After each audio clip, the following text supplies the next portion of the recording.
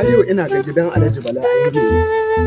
amma bari ka jiya wallahi yau ban zuwa saboda na gano ba ka samu ban zuwa da kai yau don haka yau ko samu ya ci tashi kai kullum mun ka ce ba ka samu sai ka ce gaba ɗaya kai kullum cikin rashin sa'a don haka tun da na gano ba ka samu yau kuma samu ya ci tashi don haka ka shiga nan gidan in shiga nan gidan kamar ya za ka cewa kana ka dai bari in shiga gidan da aka samuwa wallahi ba ka shiga